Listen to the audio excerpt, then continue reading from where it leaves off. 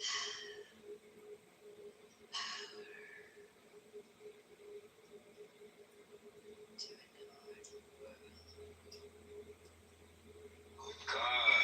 that's just dissident Trump people tell us what we're supposed to listen to. And you people have no credibility at all. Nasty, just disgusting.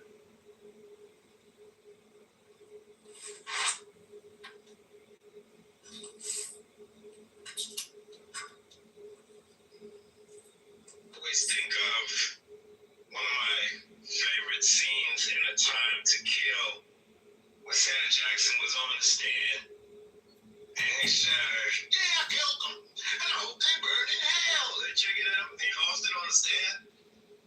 I always think of that. These bastards. Yeah, time to kill you.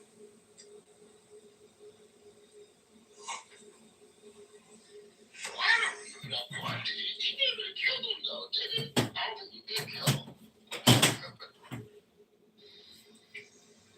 Hell, he did kill them. Did he shoot them with a shotgun?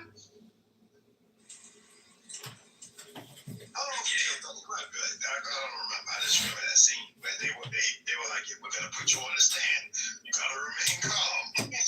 You lost. They couldn't take it no more. Jungle Fever or after Jungle Fever? I think he did a picture after Jungle Fever. That's what I'm thinking. Yeah, I think Jungle Fever was one of his earlier movies. Gator, Dancing for Sunshine. Yeah. I have a question.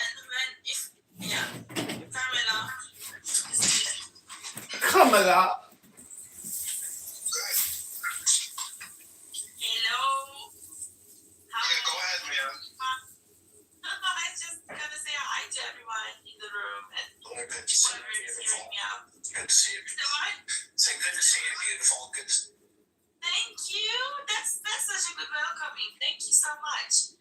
And I'm gonna ask a silly question. I know it's a silly question, but y'all think that one hand, one clap has a voice? Like one hand can do something if you have the information, if you know it all for a long time. But then they catch, then you're waiting and waiting and waiting, and people are, finally, they hear your clapping.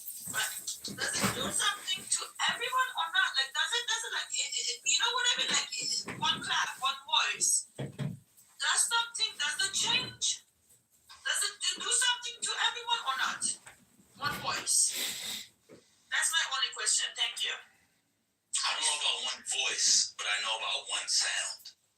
And one sound comes from one band. One band, one sound.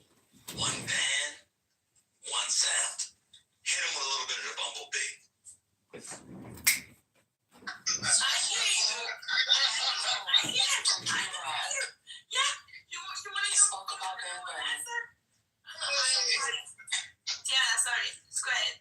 so we have a quote from Kid Rock. Like most people, I didn't understand any of it. I saw a lot of dancers and a lot of big to-do stuff. And he said he wanted to have a dance party, and it looked like he had one. Not my cup of tea, but I don't fault the kid for doing the Super Bowl getting in front of a global audience. I fought the NFL for putting him in that position and turning him to come out to make an alternative for people to watch. Just put him the most streamed artist. That's Kid Rock speaking on Bad Bunny? Yes, not realizing that he's the most streamed artist. Bad Bunny. Yeah, He can't write that shit. it was a trend going on of saying like they blocked him. Like it was 2 weeks ago till now that people were coming up with like, On the TV screen, on the bottom right. So I got minimum 4 outlets. I mean, I could go. I literally could charge 20 devices at one time. Squirrel can fall from any height and survive.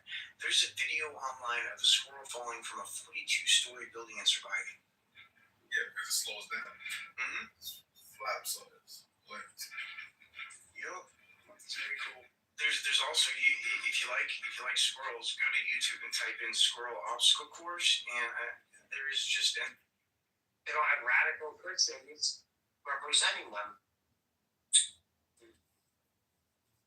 The major problem. Radical Christianity is an issue. And I think Catholicism had a nice chunk to do with that early on. And I think that they fixed it. Now the Protestants, it's been going on with the Protestants now, radical Christian. Thinks it should be let's take a look at it. If we take a look at it, stuff that we've done wrong in the past, we've corrected it. I think they should too. So, hey, these men are infallible? Come on, bro. They could be wrong. They could be wrong about a lot of things. Let's just be straight. You guys want to say they're infallible and they do no wrong? Yeah, that's on you. That's not me.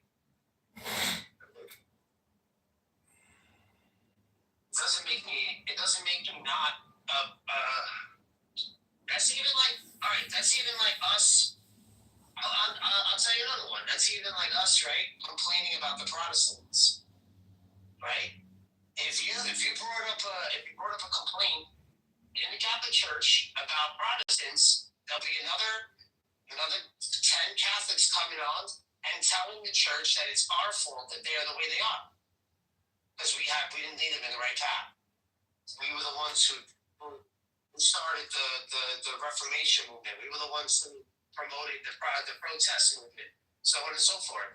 Just as many Catholics are going to say, "Oh, it's the Protestants' fault; they're not the heretics." There's going to be another 10 that say, "Well, it's kind of our fault," and bring historical evidence and facts to prove it. So I don't know why you think they're not very judgmental on themselves. Of course they are, big time.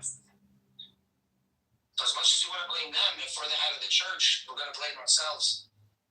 Yeah, it's right about that. That's good.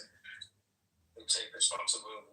I think you guys need to bring the sacrifice for the court that brings a false ruling. I didn't hear that. Was that arrested? A couple go.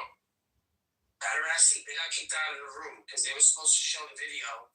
And that's all they would lie. I would kick them out. Yeah, I would kick them out. They lied. It was supposed to be a video. Don't block them. No, I'm not going to block them, but a pretty big plane that they put. Yeah, that's a big ass claim.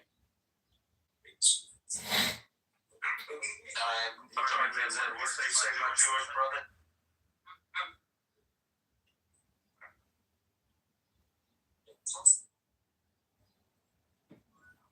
Yes.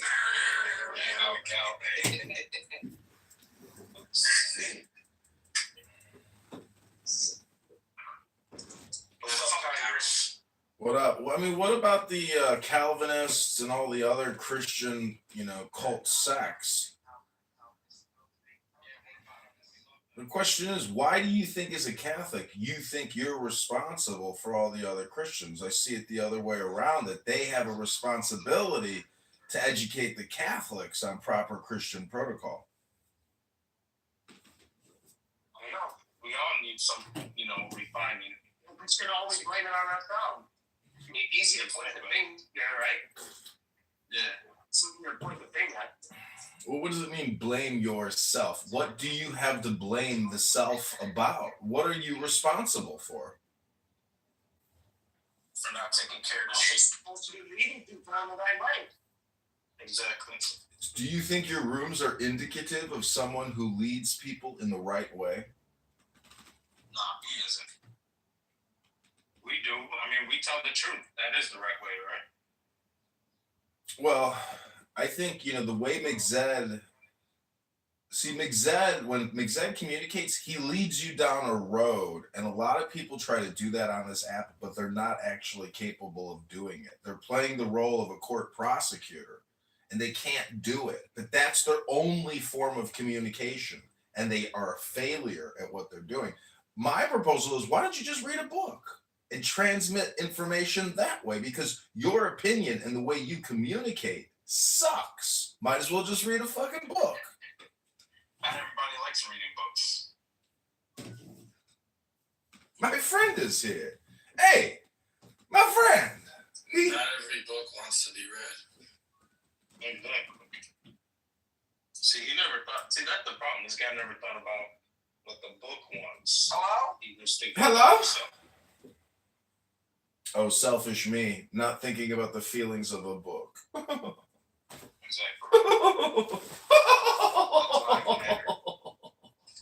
If the book doesn't want to be read, it is going to ensure that you don't comprehend it properly. Well, nameless, I mean, don't you think these Catholics should read Shulchan Aruch so they can learn the truth? It's definitely should not. There's nothing in it for them. This guy using like a mic or a voice changer. That's not true. There's some stuff in there that they could benefit from. How could you say that eating from the tree of eternal life would not serve the non-Jews? Because they're not obligated by it. I mean, it's a summary of. They're not obligated, but they would benefit.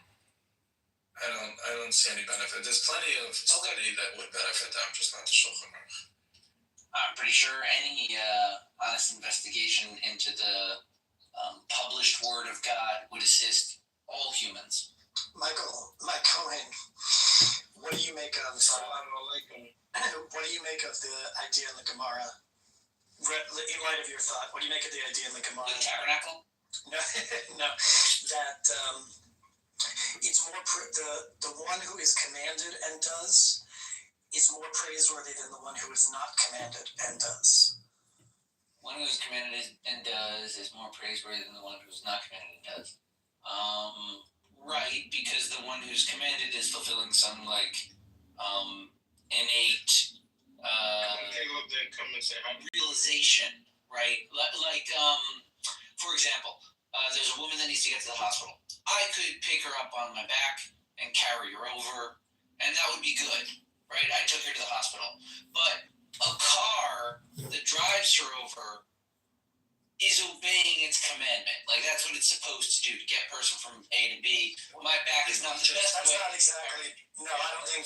No. I don't think that's what he's saying. I think that's exactly. What this means is that, in considering, let's say a Jew who's commanded to keep Shabbos and does, is more praiseworthy, it's more significant halachically, legally, than the person who's not commanded and also observes Shabbat. And the reason Don't you say that Gentiles are like better because they have like this Jewish soul, and like people that convert to Judaism, aren't they praiseworthy? The ones that convert are highly praised. That's correct. This is irrelevant. Everyone stop. We're not talking about who's more praiseworthy, Jews or Gentiles. The point is, if you're committed, whether or not a non-Jew could benefit from studying the Shulchan Aruch. No. What we're discussing right now is if you fulfill a commandment, that's better than someone who does it as extracurricular. Now, Khalid can continue. That we got back up. Yeah, and that's correct. I thought that was true, but I said yes. That makes plenty of sense. Right, so that's good. So then, like what you said was they could. So let's identify the benefit they could get from studying Shulchan Aruch. Right, if it's not to do the mitzvot, fine, it's not to do the mitzvot. So. Yeah, first of all, I didn't say it was not to do the mitzvah. They could study it with an eye towards doing it. I would also say that that is the best way to study it in order to practically understand what are they even talking about, 3 walls or 4 walls. There's a practical component that makes the study real. But in terms of what benefit do they have, even if they have no interest in doing any of the commandments, there's still benefit there too. Which is why they wrote it down. So what is rather than just doing the same thing every year? Well, let's talk about what is the benefit. I can say a few things. Okay. Well, let's start basics and say simply consuming a work of literature well compiled and composed and thought through is a benefit to everyone. You're sharing a perspective with another person. I would deny even that. If you read Shulchan Aruch and you have a prelude or explanation on it, it's, I don't want to say worthless, but it's a very limited piece of work. Okay. Well, I read it all. Now, Beit Yosef in the Torah is way better than Shulchan Aruch. Okay. I was gonna tell you. If you could only choose one, Torah Bet Yosef or just Shulchan Aruch, you should learn Torah Bet Yosef. Now, the reason why I don't recommend it is because you're probably not going to be able to do the work and tie it out, and he does it for you, and it's there, so you might as well. But yes, I would definitely agree with that. If you only have a choice of one, that's the better one. Okay. Makes sense. I was gonna tell you. I read the Mishnah Torah, and when I was still in law school? I guess I was, and it was That's perfect. You read the whole thing? No, I only read like 4 chapters. It was so beneficial though. You thought it I was would what? benefit, I think it was very beneficial to me because Yeah, it really I explained you the started at the beginning with foundations. Great. How did that benefit? First of all, which chapters did you read? You start with I read the chapter when it talks about the get. That's what I was Okay, that's focused on. not the first. So let her talk. And how was it beneficial to you? Because as a law student, I was able to see how the Torah is actually basically based on our legal system. I mean, our legal system is basically based on the Torah. How Rambam explained everything. Basically, he even gave an example. What if the woman is at the balcony and she wants to get a divorce? How does she get the get? He basically brought a bunch of situations that you don't normally think about. I thought that really benefited me when I was in law school. It was great. Beautiful.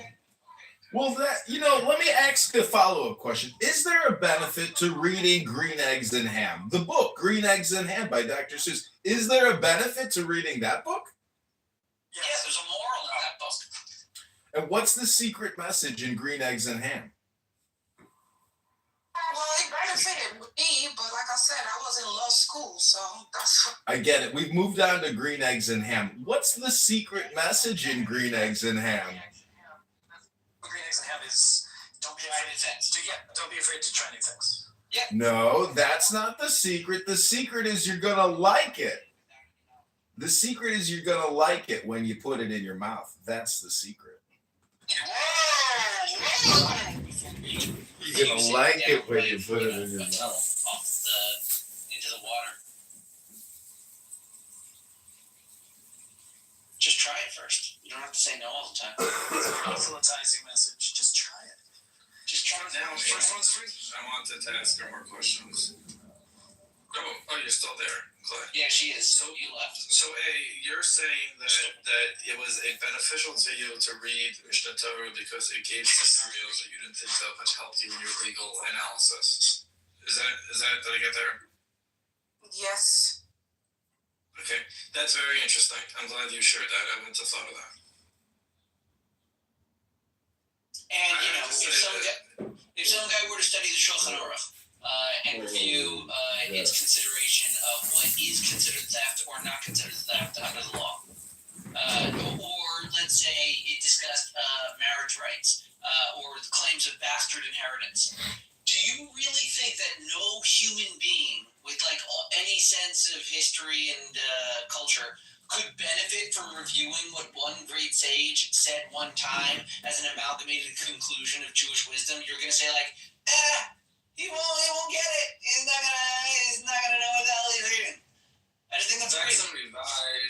That's a revised position to pick out very specific parts that you think may be beneficial. That's possible. If someone wanted to learn about Judaism and I was suggesting books to them, I would not start with Shulchan Aruch. And if someone wanted to commit the time to study all 4 volumes, I would not suggest Shulchan Aruch. But if someone in law school or someone interested in these topics wanted to read those specific chapters, yeah, there's a benefit.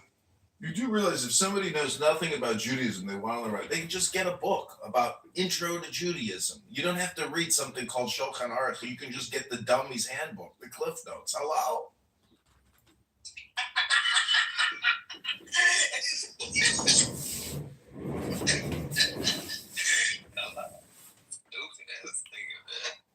I'm in the middle of publishing my book called Judaism for Dummies.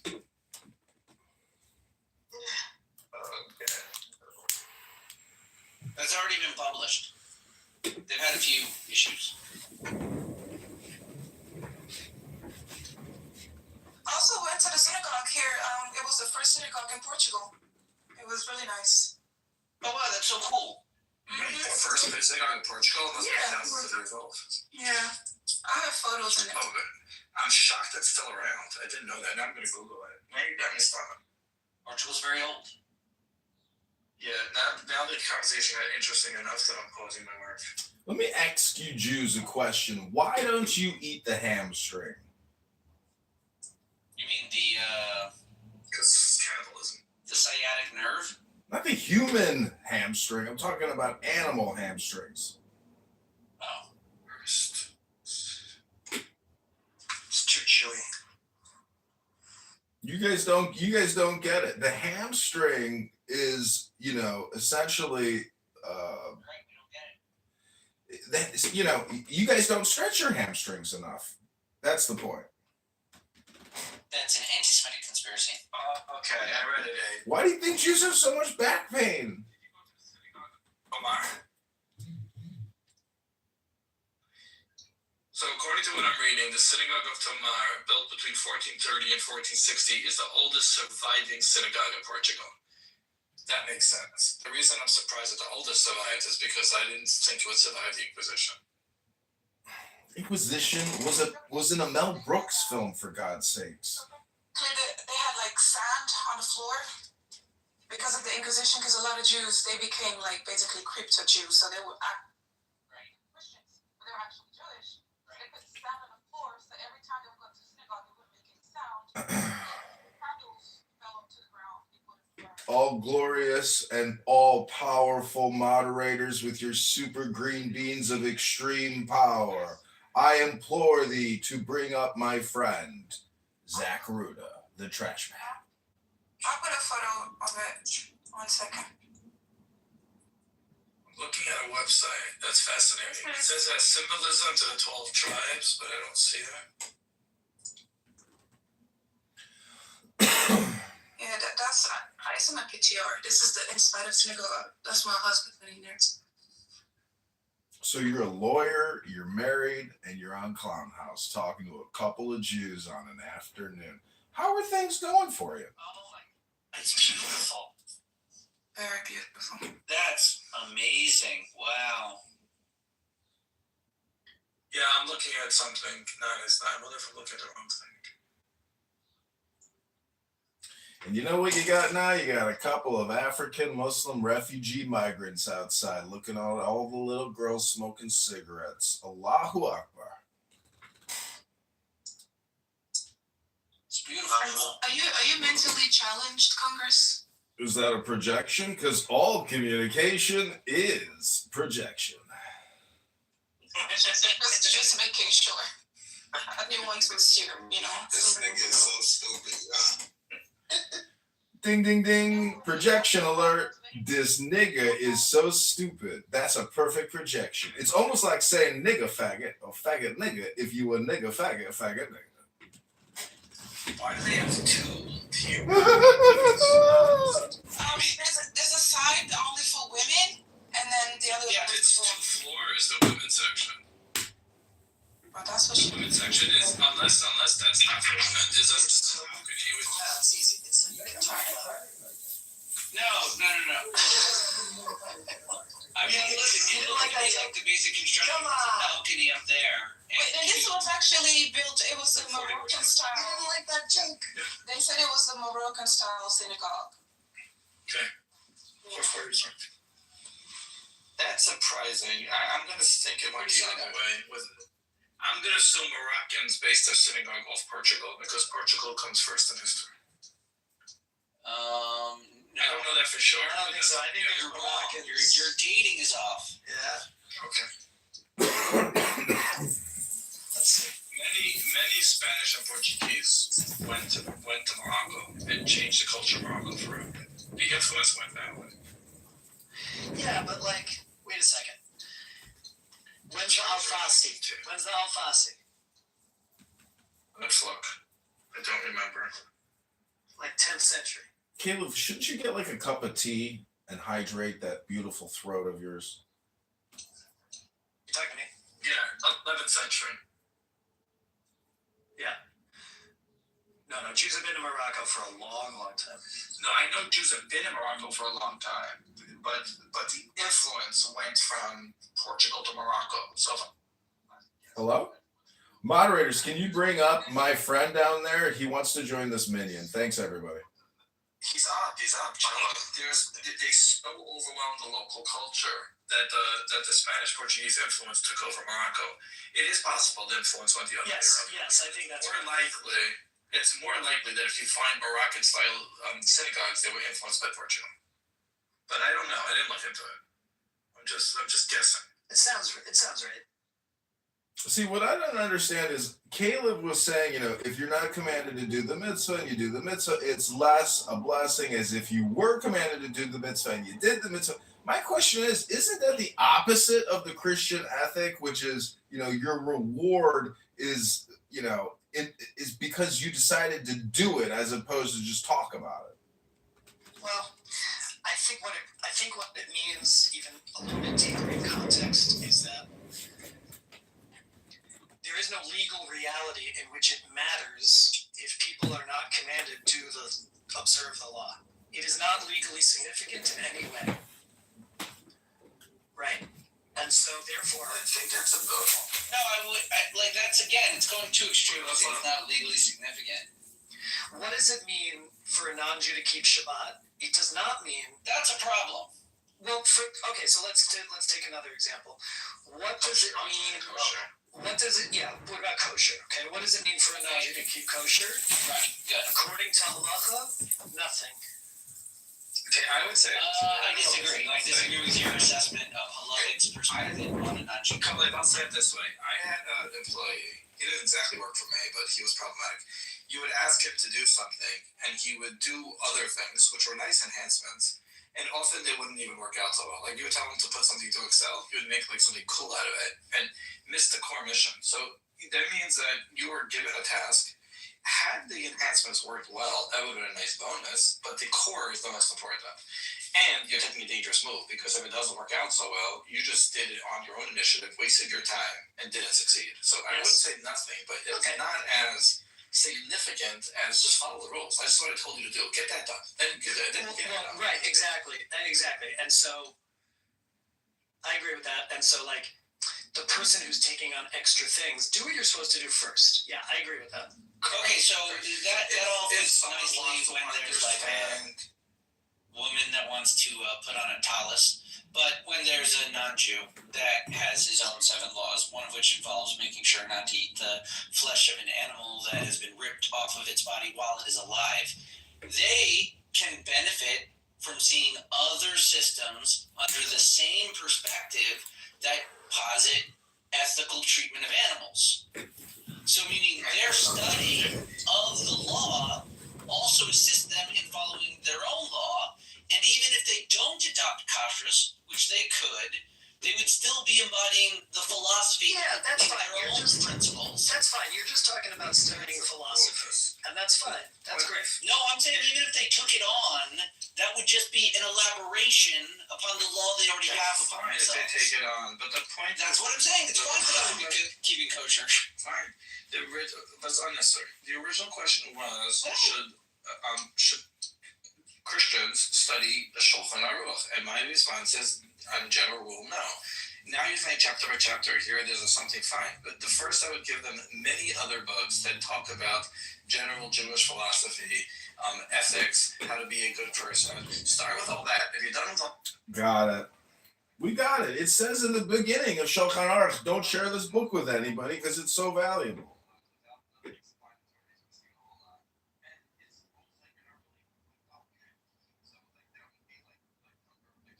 Okay, Rabbono Shalom, I got a new question for the minion. What is the Rashith HaGilgalim?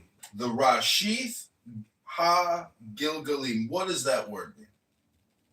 I mean, Gilgalim means reincarnated spirits. And what is Rashith? That I'm not sure. The beginning of? Rashith? Oh, you're not hearing it, Reish Galuta? It sounds like the beginning of the wheels. Oh, are you talking about Reish Galuta? That's good. Thanks, Ed. No, Rashith HaGilgalim. It's like an esoteric occult book. It says, the sun enters the sign of Aquarius. I record that Frater Ayakayon, the primum mobile of the working, having failed to initiate any Rashith HaGilgalim, has caused the collapse of the whole working, which I therefore declare ended. It's the beginning of the orbit or the beginning of the. You're going to show El Normo! Oh, I see. That makes sense. The wheel. Yeah. Makes sense. So El Normo is coming to give us our daily sacrament, Ribono Shalom. Megatron here puts together some of the best Chuck E. Cheese parties. I mean, we talk about the most niche topics in the world. It's just amazing, how slow the data transfer is. I mean, can anybody give me a huge data transfer in one sentence? Hello? Love your neighbor as yourself. There you go. But what if somebody dislikes themselves, and there's a lot of self-haters out there? Then they're not going to be very good. They're not good. They're not going to be very good at living in society. That wouldn't make a very good neighbor. Yeah. See, the thing is, most people never interact with their neighbors, so that saying is kind of meaningless. So therefore, it comes down to how do you treat the self? That's really how you treat the neighbor. Correct. We forget about that in the neighborhood event first. You really have to do that. Well, some people forget about it. They think it means be kind to everybody. It does, but it means be kind to yourself. If you don't know how to do that to yourself, you're gonna struggle with doing it for others. Could you imagine reading a book to yourself? Like the kindness you must feel for yourself, to take the time to have the focus, because the attention span now is 3 seconds. 3 seconds or 30 seconds, whatever it is. The truth is, nobody here is at the spa reading a book, stretching their hamstrings. Hello? Read a book at the spa and get all wet. It's true. You guys have never been to the spa where you just sit back on a lawn chair and you read a book or a magazine? Hello? What was that? Like a bath time book? You read an Elmo story? That's your waterproof book? No, we got these big, magnificent spas here. The men's side, the women's side, they got the combo side, and you read books and magazines after you take a schwitz. Hello? No, it's too wet at the spa to read a book. See, you're just accustomed to the mikvah. You've never been to a Russian banya spa like the Red Square or the King Spa. You ever been to the King Spa where you become a king for the day at the spa and you get a whole day pass to the King Spa? Sometimes you have to be out in the world. Ribono Shalom, and that's why I'm going to King Spa to go read a book. Hello? Life experience. Hello, brother. Brother.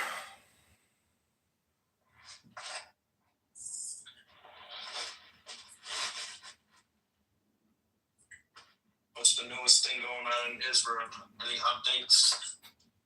Any peace agreement? Yeah, Netanyahu's coming to America to talk with Trump about the final battle plans before they go take out these terrorist cocksuckers in Tehran.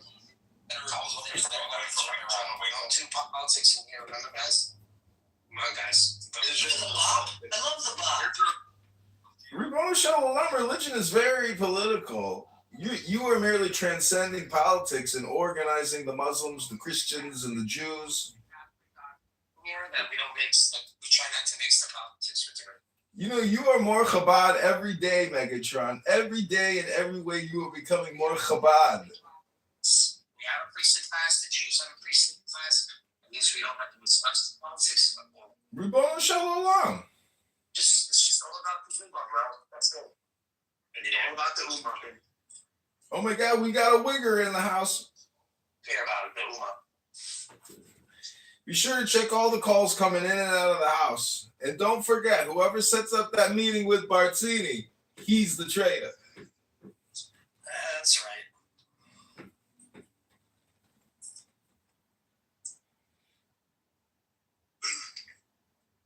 Good morning, good afternoon, Lee. Maybe you could tell us, what is it like doing all of this, Judaic studies with Jews? Are they not just the nicest, most welcoming, loving people, or have you perhaps had one or two bad encounters? I love having the back and forth with them. I think that it's interesting. I think we should recognize. I don't think that Christians should be reading Midrash. I don't think No, that's. they should just be talking to the Jews. they should be talking to the Jews. Yeah, so I want to kind of do it a little differently here, because I think reading this The Jews change their position all the time. without proper Why do we need to explanation. read? Why do we need to read that when you can just read the Quran? Actually, I'll tell you something interesting. Megatron, I'll tell you something interesting. My father, who was a rabbi of blessed memory, had a friend in rabbinical school whose name was Reinhard Neudecker, who was getting a master's degree, is Catholic, Jesuit priest, who was getting a master's degree in Midrash from the Hebrew Union College, and he went back to the Vatican to work at something called the Biblical Pontifical Institute. Whoa, that's cool. It's cool, right? And so, like, they do study Midrash. What does he do with the Midrash at the Biblical Pontifical Institute? What I'm saying, what do you do with the information? I think people who are interested in. So I'll say it from my point of view. Because I'm interested in the Bible and interpretations of the Bible, I'm interested in how other people interpret the Bible. Yeah, me too. Yeah. I think that's the play. I think that's all it is, right? It's like we love the Bible. It's the book club. That's what I was saying for years. It's a book club. Yes. Yes. I've told you that for years now. Colleague, if you can recommend one Jewish book for a Catholic to read, which one would it be? The Torah. Well, they read it already. One Jewish read it book for right. a Catholic to read. Not Rabbi Akiva. I mean, I would. Sheesh. Probably not any book in Hebrew. I would probably pick something from like Jonathan Sacks. No, too conciliatory. I want them to read Nachmanides. It's more traditional. Okay, Nachmanides is good. Yeah, I want them to read Nachmanides' take on the. That's not a book. Well, okay, how about the Kuzari? Kuzari's a good pick. Kuzari's okay, fine. Did you read it? It's a good pick. Yeah, I read it. It's not bad. Say Ramban on. I'm saying like that's the first book I had to read. Honestly, to read the Daniel Boren. Daniel Boyarin.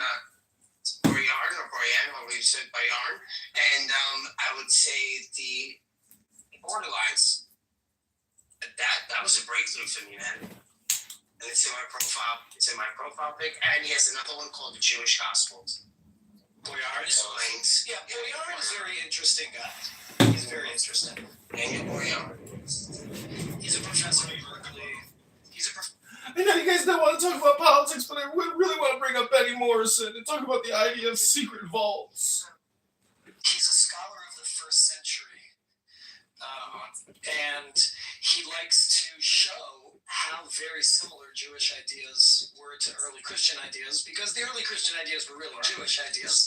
So he's really focused on that. Thank you for being honest. Yeah. I think that's what Daniel Boyarin. What do you guys think? He does give his take. He does give the rabbinical take on it. He doesn't leave out the rabbinical. He doesn't leave out the rabbinical take on it. But he's very charitable towards the Christian view. He's not trying to promote the Christian view, but I think he's charitable towards it as well. That's the particular investigation he's trying to highlight. He's trying to show the early Jewish roots of the Christianity he's a part of. Right. And he gets criticized.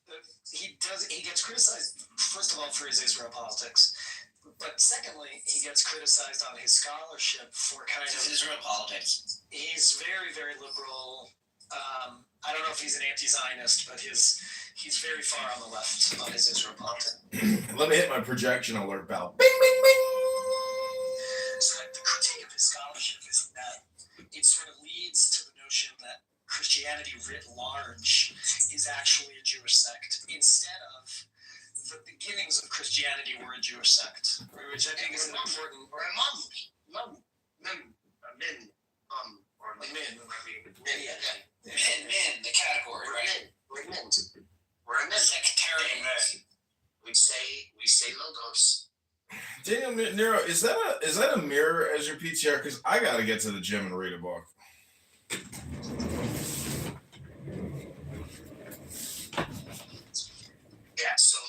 why what men were saying is because I have Justin got Martin points this out, and he mentions Justin Martin, and Justin Martin is over embellishing on some Christian points to make the Jewish person that he's interviewing admit that they don't believe in this logos theology. They don't understand. They don't see the word of the Lord being a person or having personhood. And he makes that very known. And he brings up Trifo because Trifo is identifying what is not Jewish orthodoxy, or did I say rabbinical Judaism? The Jewish orthodoxy and rabbinical Judaism have their ways of doing things a little bit different. So with that said, the rabbinic tradition is decidedly heterodox. What is that? It's orthodox means singular thought, and heterodox means diversity of thought. And I think by and large the rabbinic tradition is heterodox. We're still a little lost. So I think so think about it like this. Nowadays Orthodox Jews will tell you nothing has changed ever, right? And there's only one kind of doctrine. But if you look inside, especially halachic literature and the Talmud, you'll see that that's not the case, right? What you will find is different kinds of philosophies, different kinds of thoughts, different kinds of outcomes, right? All within the context of these and these are the words of the living God. Because it's a prism. So it's a word. So and that is, you can argue what's orthodox or heterodox, but it depends how far with the three you go. And there are levels. So if you go to certain levels, then there are limits. I'm not saying there are not limits. There are limits, but don't confuse the limits for the doctrine. Right? The limits are about process. The limits are about protecting process and methodology. There's also doctrinal limits as well. Okay, so there's Siag. That's fine. Yeah, there are some. That's fine. If you wanted an example of this, a book that's written, I think, for non-specialists is Property Cottage by Leah Misseltier. And he actually takes the trouble to go through and read all of the sources about, like, what should a cottage be and where should it be used. And just to the source of it was like 600 a book. But because I have got okay, then ultimately that never was, but it was even with it like making a cottage, it was like lots and lots of different opinions about what it should have been. That's a very unimportant part. You realize that, right? That was an additive prayer meant for people who can't lead because and they're in mourning, so they need to do something. So it was written in the vernacular, in the Franca. Ribono Shel Olam. It's like, the Cliff Notes. Ribono Shel Olam. I'll stop. So that's like a very unimportant part. Yes, arguing with details and making every. Ribono Shel Olam. Why do you think a shortcut is not an important part? You don't like shortcuts. You have a shortcut derangement syndrome. Hello? The cottage actually looked like, okay, it started out, it was some people in France use it in one way, some people in Germany use it another way. I think that, like, they used it for like children as like a teaching device. And so when you get finished with the unit of learning, that's when you say a cottage afterwards, because it was initially meant to be used for a teaching device in some contexts. And then it was also meant to be for people who couldn't read, and that is why it was in Aramaic. But I think that the whole purpose of the cottage is traced back to like a midrash about like Rabbi Akiva and the son of the tax collector, if you've ever heard that one. So interesting.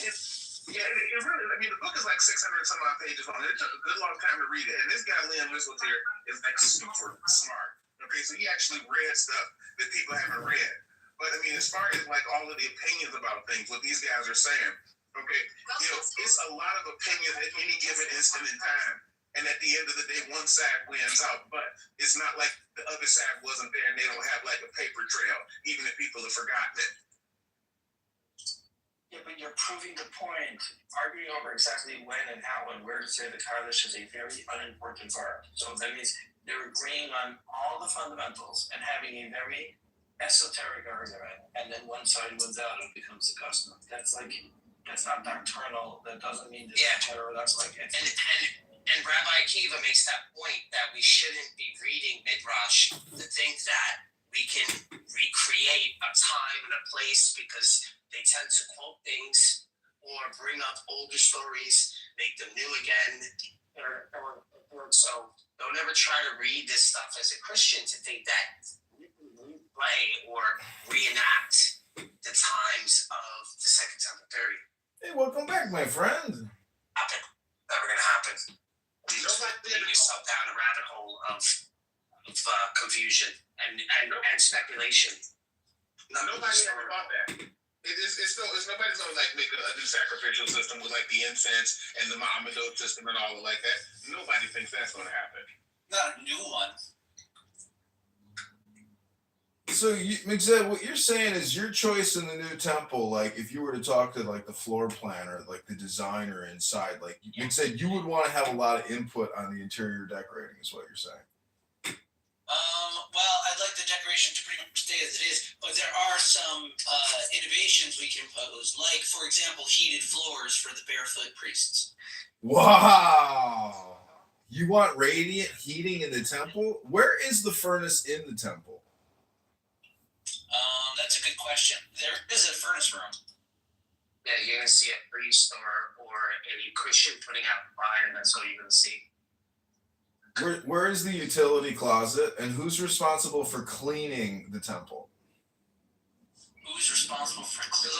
There's a whole staff. There's a whole staff of Levites and priests doing it. Yeah, it's the Levite. The priests are the only ones allowed into the deeper. The slaves of Allah. The slaves of Allah clean up the kitchen. No slaves. There's even like a whole set of laws about when you're cleaning up the ashes of the menorah. When you're cleaning out the ashes of the altar, to not mix them and to not stir them. There's a whole thing about stirring coals when you're the cleaner of it. Isn't that a metaphor? My idealized messianic existence is cleaning up the soot at the temple. That's what my family is consigned to in the messianic age. Well, it's more than that. You're not just cleaning the soot. Like Caleb just said, you're making sure that you're not mixing, which basically means compartmentalization. And so, anyone who doesn't think this is a metaphor and thinks it's literal fails to even understand the value of it psychologically or in the brain, which is the true temple. It's obvious. The brain is the temple. And you guys are working on your brain. Hello? Hello? Is this, are you Jewish? Is this, hello? Is he Jewish or is he Christian? I'm confused, man. Ribbon Shalom. I'm just saying the brain is the temple, and your ear canals are how you get inside the temple through your ears, and that's why the word earth has the word ear in it, because we are just a mirror of the earth, and that's the truth of the earth. At your birth and at your death, you will find out the truth of the earth. Hello? His father is Jewish and his mother is Goyish. I'm a cashew. I'm a cashew, one of those rare nuts, a delicious cashew. I am baked and lightly salted with sea salt. I'm a cashew. Hello?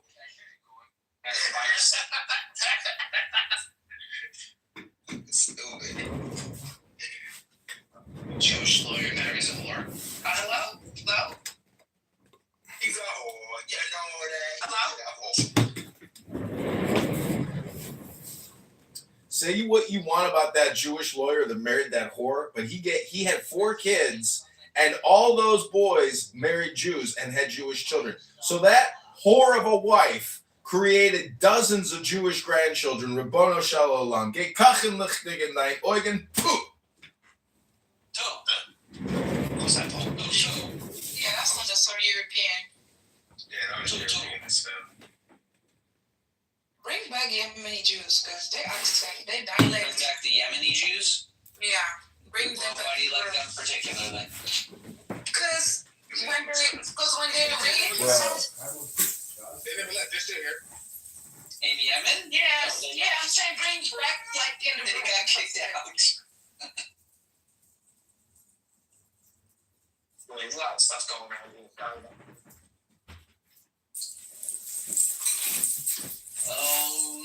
Oh, Ribono Shel Olam, since Caleb is here, I wanted to tell Caleb something. You know Chaimo on Instagram, the disgusting Yiddishkeit? You know, Caleb, I've been following that disgusting putz.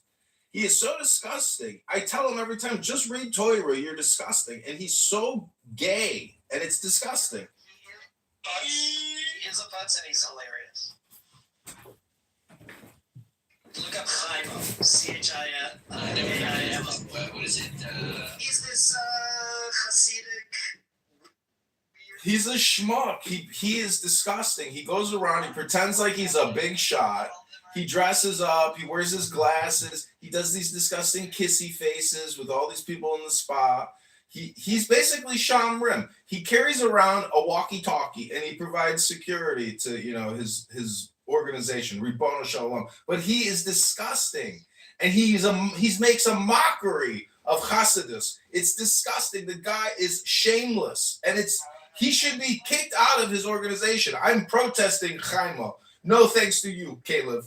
I didn't do anything, but So, Caleb, why is he offensive and horrifying to this? well, he's not even more than a bit. He's very, very flamboyant. He's like not really in the Hasidic, ultra orthodox, modest kind of. He's the Liberace of Hasidus. I don't know. That's a good question. Is he just like LARPer? He's 770. I don't know. You get variations of Hasidic LARPing in Judaism. That's true. I don't know if he's a LARPer. I mean, he looks real authentic, but He's disgusting. He's a schmuck. He's an embarrassment. Okay, why is he so offended by the way this Hussid acts as a... You have to look at his Instagram so you can puke in your mouth. Hello? Why is he so offended? I think he's offended because like Hasidus is really deep, and this guy is like. It's also sometimes kind of silly. Also. He's insulting hundreds of years of hard work. He is disgusting. He should be kicked out, kicked to the streets, in the gutter. Saying he somehow objects to the boring monotony of a random Chassid guy that isn't a deep esoteric makabel. You don't understand. He is doing gay sexual stuff in videos and flamboyantly, sticking his cock in people's faces and inappropriately touching people and causing fights. The guy is an embarrassment and he is just disgusting. Sounds very offended by that, Rabbi. I see that.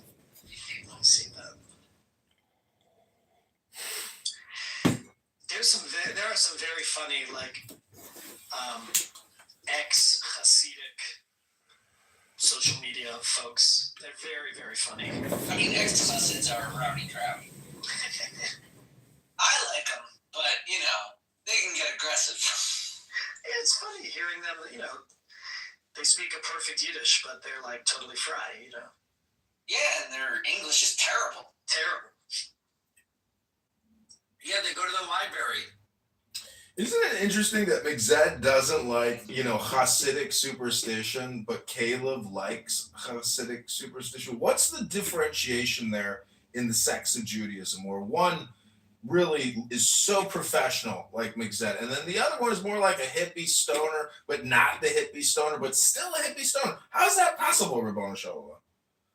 I can answer that question pretty easily. You are familiar with the country of America, and that at the time that nation had both hippies, it also had the conservatives, because it's really just a natural expression of nationhood for there to be hippie esoteric mystics and rationalist accountants.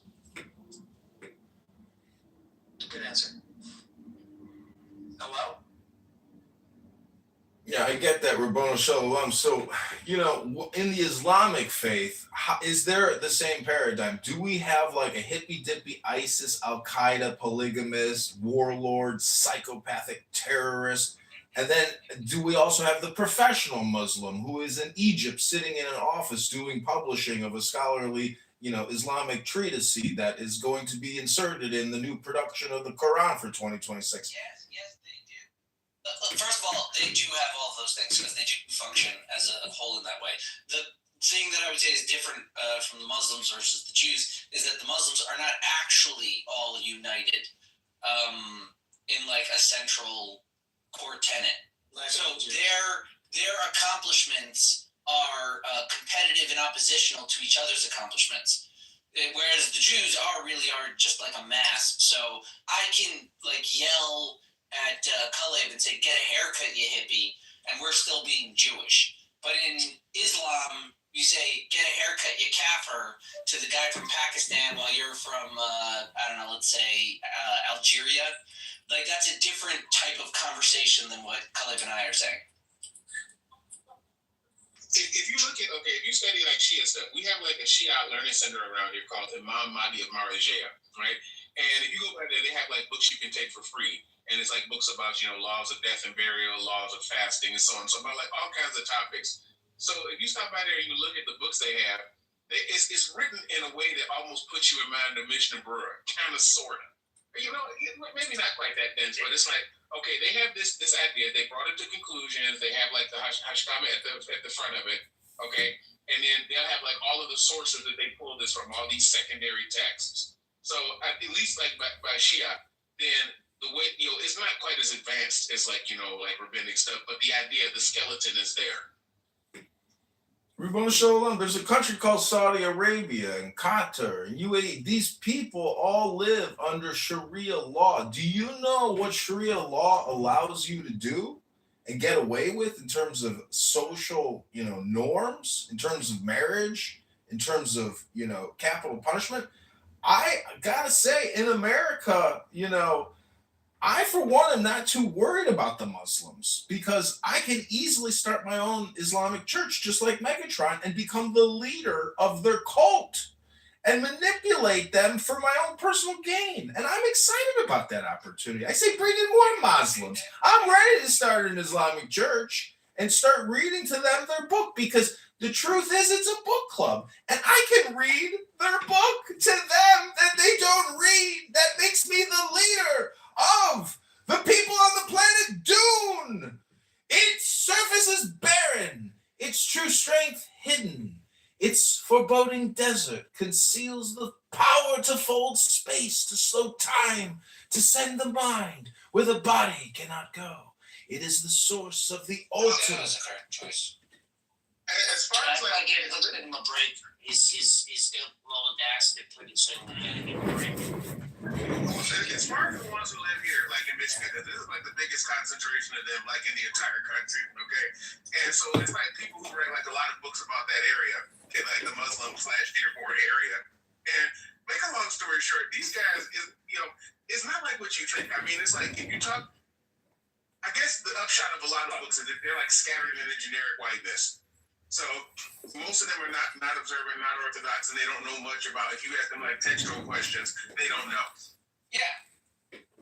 But what I'm trying to say is like people's connection to their religion is usually like more familial and cultural, but there is usually sacred text. And what he's expressing is a natural byproduct of the American machine that churns out immigrants and cults, right? Meaning they want anyone to come in and genuinely observe their own text, free of any other social ostracization or judgment, and then develop their own intentional living system, usually referred to as a cult. Where, Mormonism is an American success story, so is Scientology. And so are the different Methodists, Quakers, and Shakers that found safety and refuge here. And what he's saying about like he'll teach the Muslims Islam, he's right. Someone in America will teach the Muslims Islam. And it's really within the Americans and the English speakers of that country It's the Jews. popular in teaching Islam. I think the Jews are, and that's the reason why I'm Donnie, when he's going to bring in the way, right? Sounds familiar. For the immigrants of the the immigrants, the Muslim immigrants that are going to be coming in, starting neighborhoods that they're building housing for. There's many white America that doesn't know what their culture is. But who are the people in the development that are prepared for this? The Jews. And they know what they want to accommodate them with. And guess what? If Donnie wants a successful bringing in the way for the new generation, which happens all the time in New York City, everyone gets their chance to be within this, the kickstart, or should I say, their opportunity to be the capital of the world, United States. Exactly. So because they because it's their turn. Who knows them better than the people who introduced them to Torah to begin with?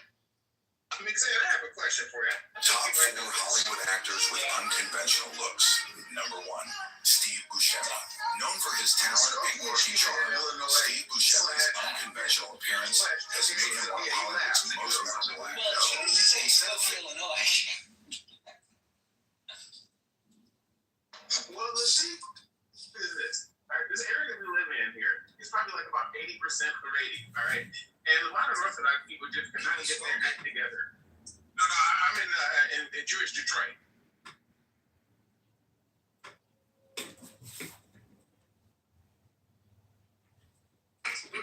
So what you found out is like any different. Is that any different than any other Jewish? It is. It's very different than being in like ground zero. Okay, right. Right. Okay. So the question I have is this. Okay. So I would not send my kids to like one of these like local yeshiva schools because they might end up traumatized. But yeah, I guess they. Right. So I'm looking in the like yeshiva, the Skokie yeshiva. They're supposed to be like far on the right, modern Orthodox, like shading into yeshivish light. And I wonder who that sounds good. What? Right, but okay, hold on. These kids are actually like 42% black because I'm the one that's like in the picture there. Okay. Okay. And what have you heard about like people that like went to Skokie or went to like generic yeshivish boarding school? Some people even suggested Baltimore to me. I mean, like, listen, I'm not at all an expert on schools. I went to the schools I went to in the towns I grew up in. I know different people that like know schools better, but I don't know about like shopping around. I'm a simple Jew. I pick up the Judaism I can find. You didn't go far. Yeah, I didn't go far. I stayed where I was. Yeah, you didn't go far. Well, for the record, these guys, we have like a family here who went to this place, and what I noticed is they have like more kids than average, and the number of children that they have per family approaches like the yeshivish number, maybe like one child less per average. So that's what I'm thinking. It's like that'd be a good path for my oldest son. Yeah, I mean, if it suits them. Also, they got those Chafetz Chaims around the country. That I have to look into. Thank you for that. We're supposed to be having some people who are like kind of like representatives of the school. We're trying to get them over for Shabbat lunch so they can say everything they have to say about this school. Chafetz Chaim is cool because it buys into a system of like all the different Chafetz Chaims.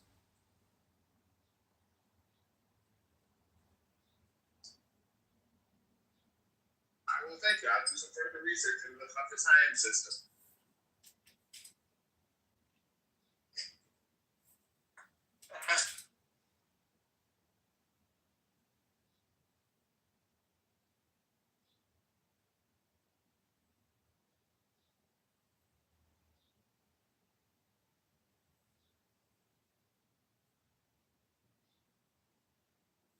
It's going to be foreign for a kid at the age of 12 or 13 to get into this type of stuff, I think.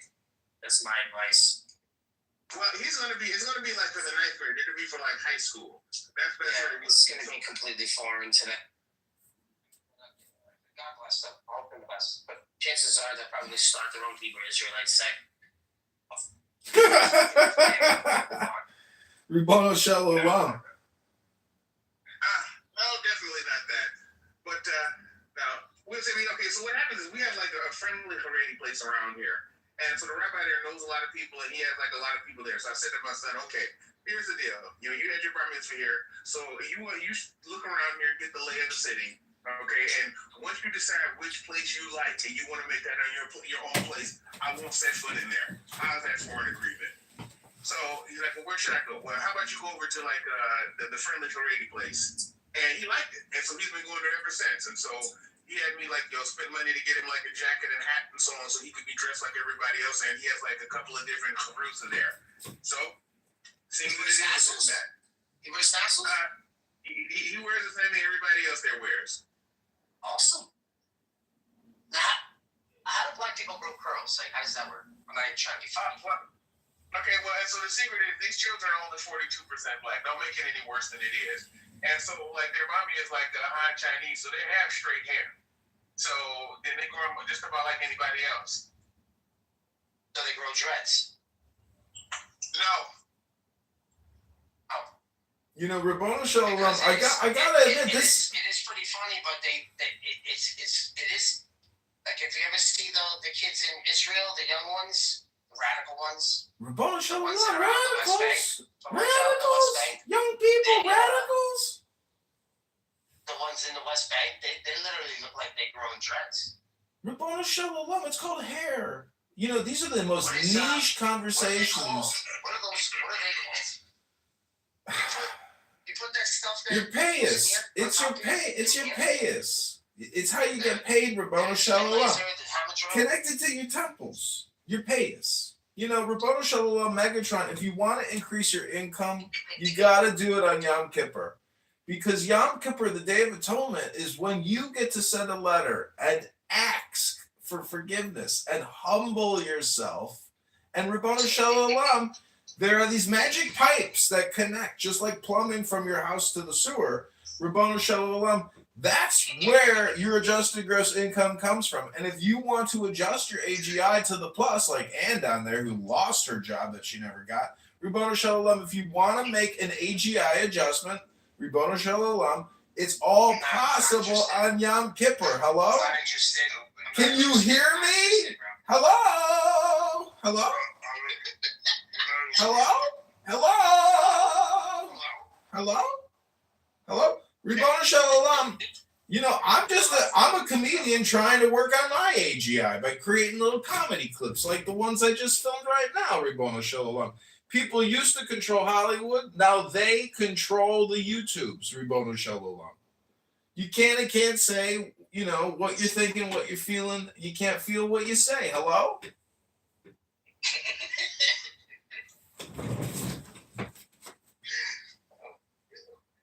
The Church of Hello. Hello? Yeah. He had me hypnotized on Saturday, bro. I just sitting in a room by myself screaming hello. He had me completely hypnotized. We were having a whole conversation about hello. The other word was hello. Beep. Yeah, he be having too much fun, man. You gotta have fun because the whole thing is there's downtime. So like, let's say you're leading a classroom. Let's say you're a professor. Every job and every school essentially has downtime. Look what happens to the room when this guy's in the room. It's just the official room killer. But Rabboni Shalom, gentlemen, it's on it. The truth is those guys come here for their dopamine. It's the same thing. Killer. That's what you should name. No, it should be dopamine stopper. Because I stop people from getting their dopamine. Because they're like, I want to invite this guy up.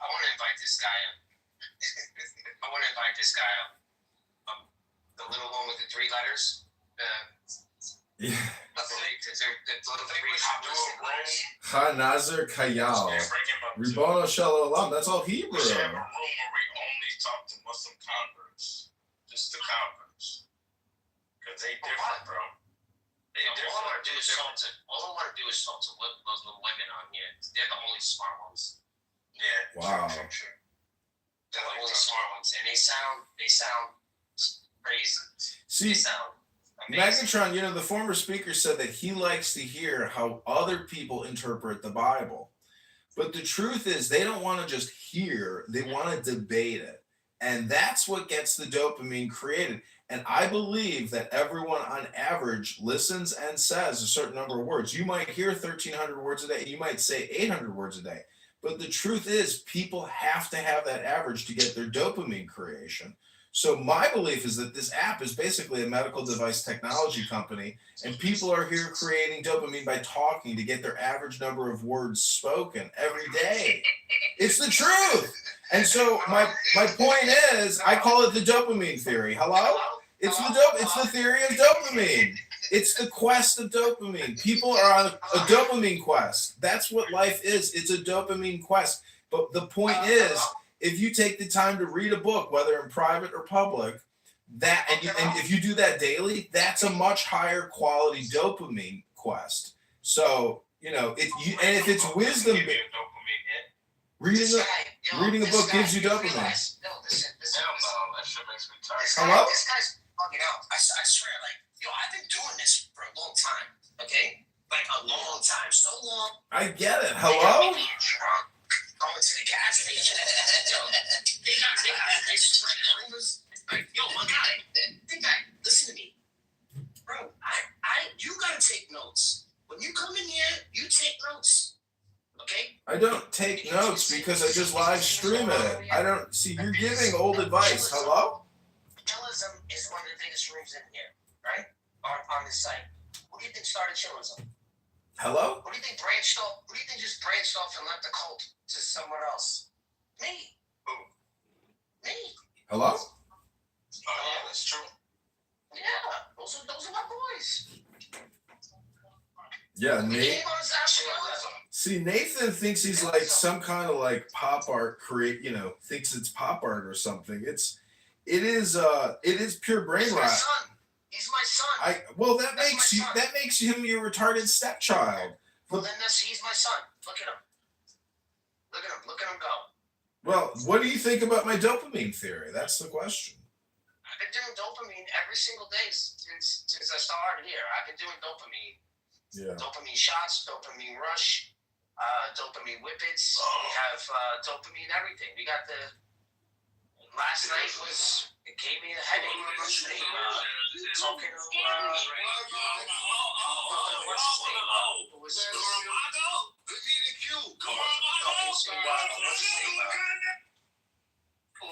I'm sorry, I'm listening to Chillism. Cario gave me the biggest headache last night, bro.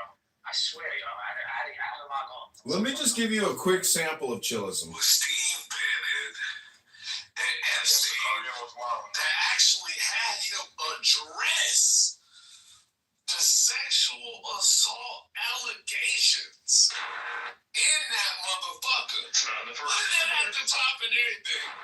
So the theory is what you listen to is very important, and basically time is actually just what you're hearing and what you're listening to. And so if you go in that room and you can listen to those people go on and on and on, that's why I say just recording them is the ultimate revenge against stupidity. Just recording them, because that's it. Like, they are just there to be recorded, and not even listened to. And that's pure clown house. That's the best way to use this app. Otherwise, be very careful. Control what you hear. And in that way, basically, listening to audiobooks or reading books is the greatest control that you can create. And in that way, you can manipulate the environment. And that's the theory. Hello? Don't you think him doing that, you know what? He might be onto something. Yeah, I think.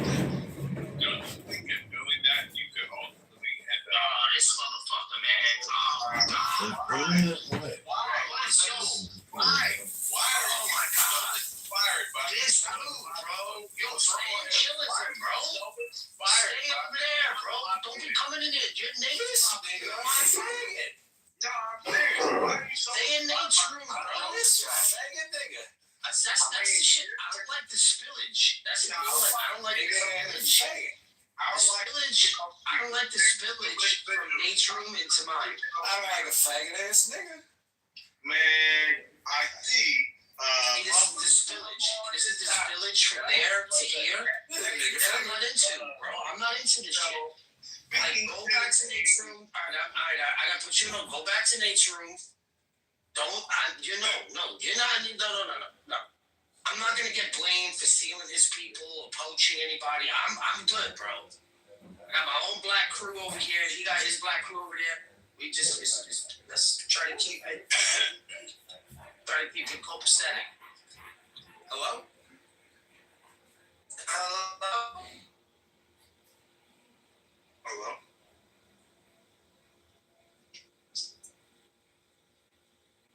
Thank you, brother.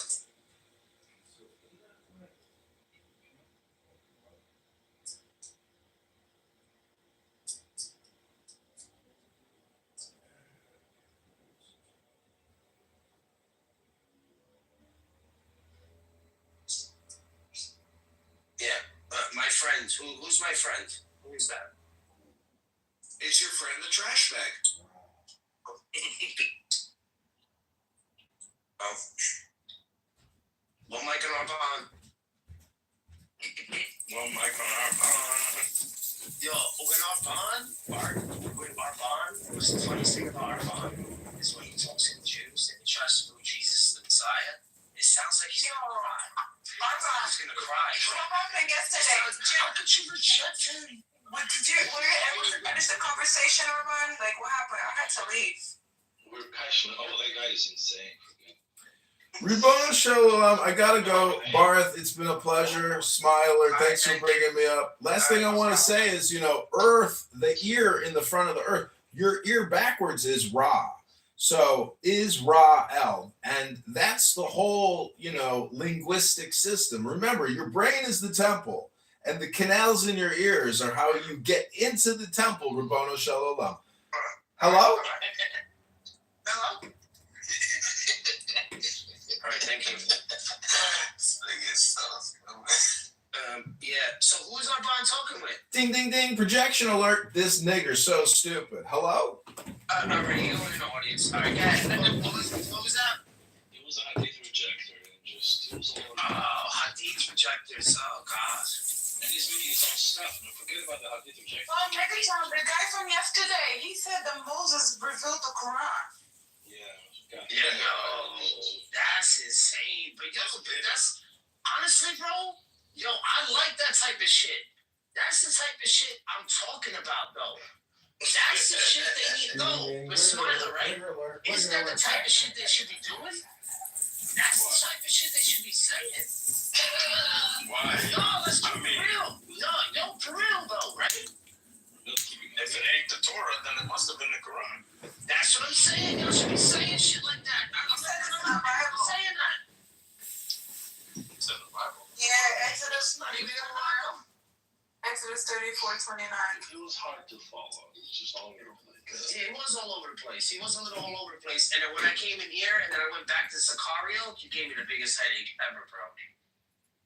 I was listening by myself, but I'm like, wait a second, everybody left and I was talking because I wasn't looking who was on the room. I'm like, what am I doing here with this crazy person? So I just left him. Yeah. Congress, you said you were gonna leave.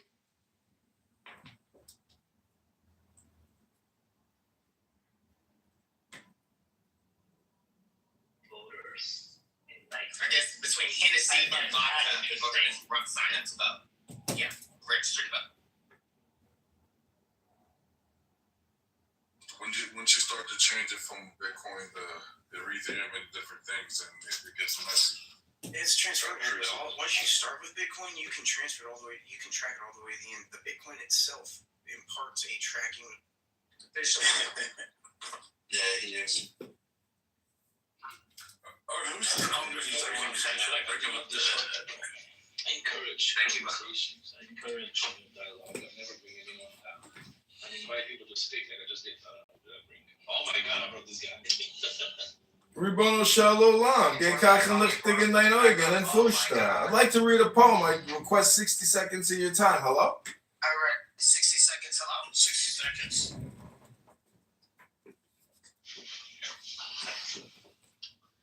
Just wasted 10 seconds. Okay, this comes from the Confessions of Jacob Boehme, compiled and edited by Scott Palmer. I'm just going to go to a random page. Pick any number. Oh my God. I want to get a conversation going. You had a lot of time today. I want to get a conversation. I got A in here. I want to ask her a bunch of questions. All right. Rabboni Shalom, this is very quick. Believe me, the information transmission. Okay, pick a number, 1 through 100. Pick a number 1 through 100. Hello? You can't. I can't read a book for 60 seconds. You guys got. Oh, the green bean power. Well, I apologize. Oh, praise the green bean power. Thank you. Put him down. Thank you, Tim. Let's get Tim up here. I want to hear Tim's opinion on this. Okay, so now we have God's paralegal constantly running these arguments about the third.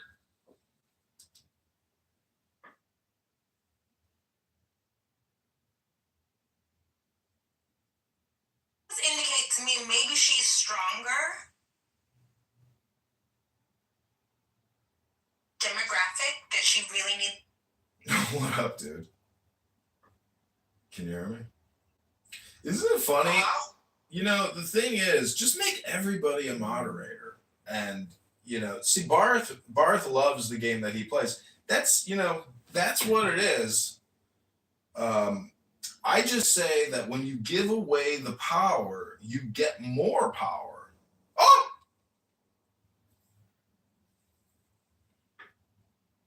Hello? Free bono shalom. Oh, wow. See, isn't this just like the dumbest game? That's why I say film these people and just mock them all. Like, that's the biggest part of the games. They're worthy of mockery. Like, did you hear the Coptic? He goes, I put him in the goop, Megatron. Like, I took care of it. You know, thank you. Let's continue the conversation. Like, it's so funny. But see, the thing is, I'm recording it on 20 different phones, thank God. Otherwise, it would be the dumbest thing in the world to do. But that's what they're doing. That's their end of the angle. So, my friend Zach, if you really want to be Jewish, I think you got to be in the pictures business. Meaning that if you're not interested, this is like a documentary over here that I'm recording. And Sora is, the cream. It's the best part of the whole thing. The Sora videos to me are like hilarious because they're kind of evergreen, meaning that like the John Kitover sitcom is now a reality. And the whole thing blends into one big art project, from politics to television, to entertainment to music. And so you can have the everything burger or the everything bagel that you've always wanted because of these cell phones. It's like my dad is like, how many videos are you going to create? And I'm like, are you kidding me? Like, I literally have the power of Mel Brooks in the palm of my hand. It's incredible. You can recreate anything. It's good. That's the craziest thing is the Sora output is like, whoa. Did you see the one where I made you into the horse? Yeah, that was funny. But that's just the beginning. Imagine if we had 1,000 Muhammad videos. Then we'd have a movie. We would have Muhammad the movie, and we can actually, just build it as we go along. There's no need for editing or spending a lot of time post-production. It's like first in, first out. It's immediate. So I'm glad I have all these phones. People are like, why do you have so many phones? I'm like, well, you know what? I'm kind of glad I have them now because Sora is that one app where you need one phone for one account. It's pretty amazing. If you just search John Kitover on Sora, I don't even know if you know how many accounts I have, but it's crazy. Right, you have a lot of characters. I don't know why, but your character always looks like you. Yeah.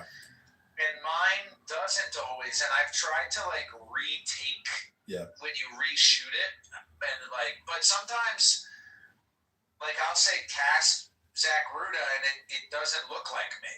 It I know. Looks well, that weird. one that I created, the Joe Johnson one. Hold on, Donald's inviting me up on control.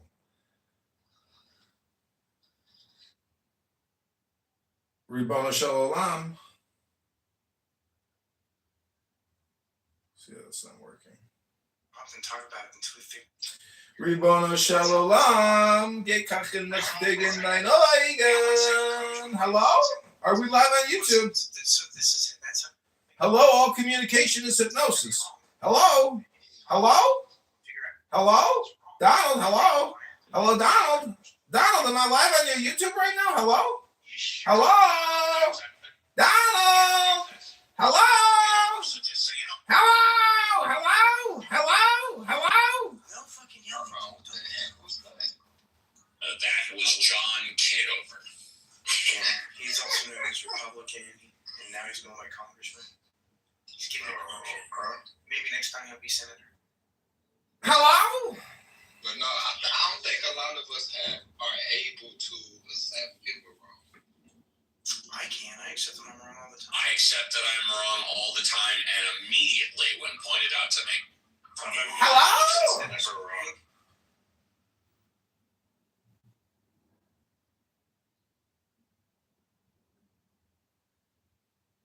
Anyways, Zach, I'm going to the gym. I gotta get out of this house. The weather's like perfect outside to finally leave. So I'm gonna put some music on. I've been playing erotic, esoteric ASMR, which is extremely hypnotic. If you just randomly come across some woman whispering, it is like the definition of hypnosis. Is like hearing a beautiful woman whisper sexy, like suggestive statements. It's pretty powerful.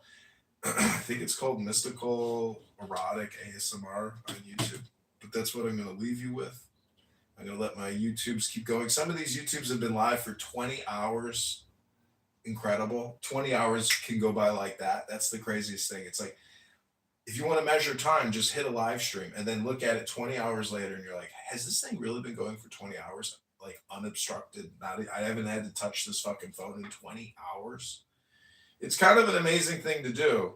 Scientists throughout human history have never had the ability to record so much data as we do now. And so my Clown House artwork, super project is actually a sociological study, a psychological, observational, scientific study. And yesterday we read The Fish by Crowley, which is like a mockumentary novel about doctors and Christians.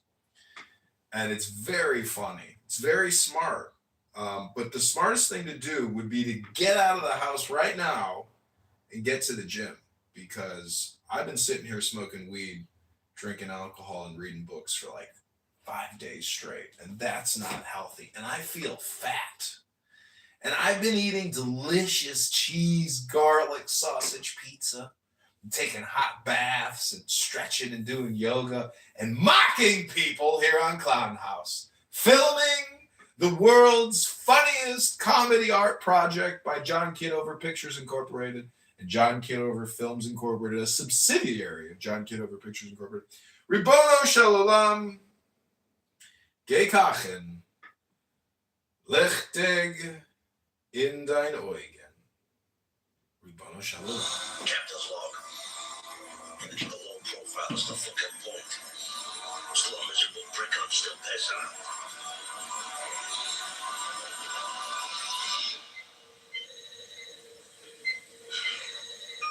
Captain, Mr. Walnuts is hailing us. Priority 1. On screen, Captain.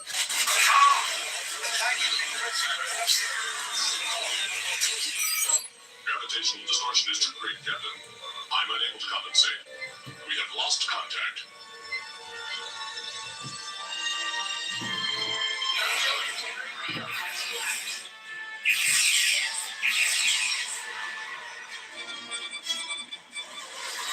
This is Tony Soprano as Star Trek Captain Kirk. It's very funny. I'm just going to leave this on play, actually. We should have stopped the Roy Rogers, and I should have fucked that up, it's like...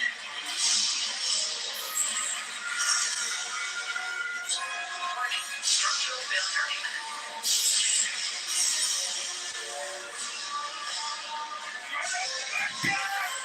I don't want to die now!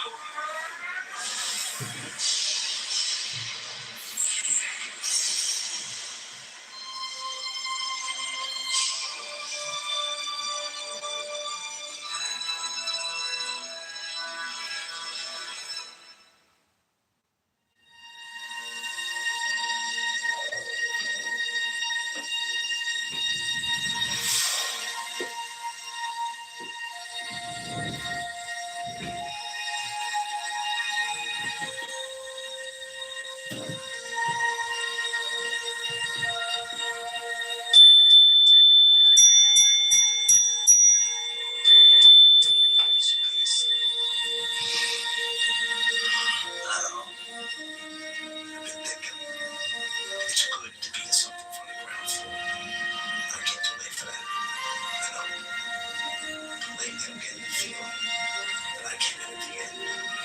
The best is over. Tell you what we got.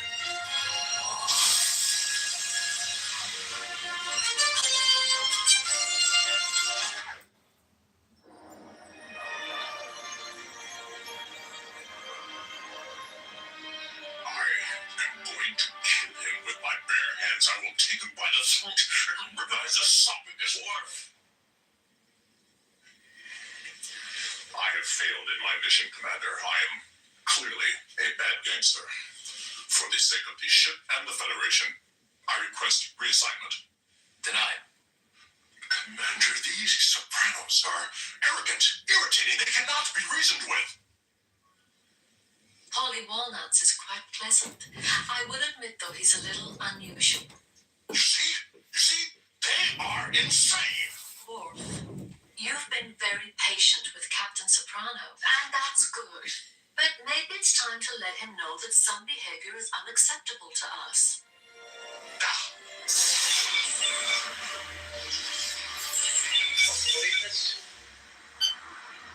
Hello? Did you wrap the package? Not yet. So we're about to. We have a little problem. I thought you said it was, you know. You thought it was? Oh, wait, I can't hear you. Break it up. I said we're looking for it. The package? Is there any way the package could survive? No. God damn it. Is there any way the package could survive? No, Dave. No fucking way. I said. Cocksucker. What? I got a meeting with Board. I could be walking into a fucking buzzsaw. T? T, hello? Hello? What do you say? I don't know. He's all fucking worried about this Warren asshole. I know we don't work with this guy, but you gotta wonder what Tony's got going. None of our fucking business, is it? I'm dressed for this shit. He's gotta be dead by now, right? How could he not be? Fuck it. Let's just go. Tribbles will lead him anyway. Where did we land? Back there. Yeah, for miles. You sure? Because I thought we kind of looped around. 4 years in Red Spot. We just fell over.